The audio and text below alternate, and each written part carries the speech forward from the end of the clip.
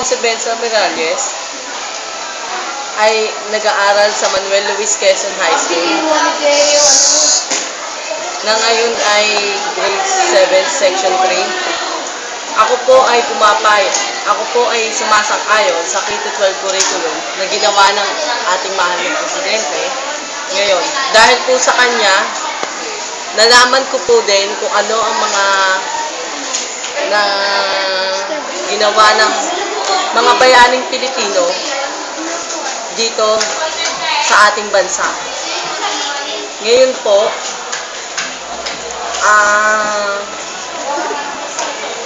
marami po ako natutunan tulad na lang ng ginawa ng mga Kastila hanggang sa Amerikano sa atin. Tulad na lang po ng ngayon sa pagpasok po namin ng hapon, titingnan din po namin kung paano ito inano ng mga bayaning Pilipino na nagbuwis ng buhay para sa ating bansa. Tulad na lang po ng mga ipapakita kong pictures ngayon, si Pedro Paterno. Yan, si Pedro Paterno po. Siya po yung tumulong, siya yung naging palagitna ng mga Kastila at ni Andres Bonifacio para magkasundo pero tinaksil ng mga Kastila.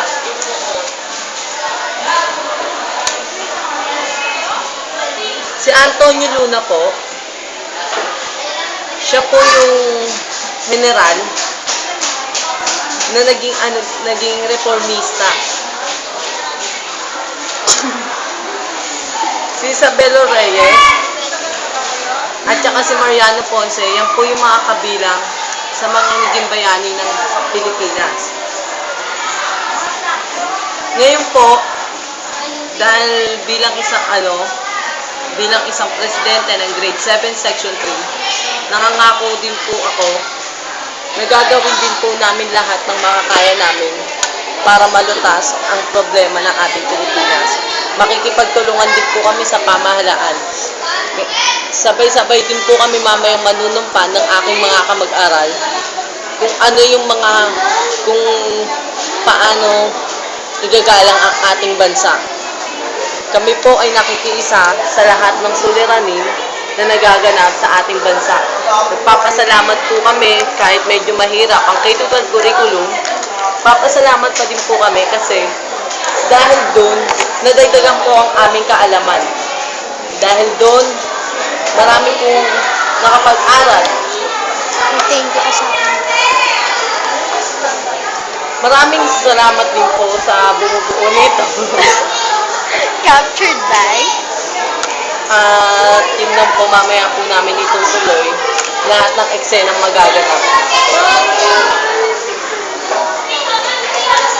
Salamat nga pala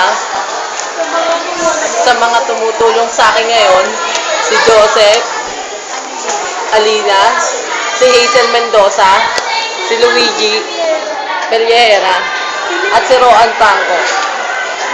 Muli po ako nagpapasalamat sa mahal nating presidente na si Benigno Ninoy Aquino III. Maraming salamat po.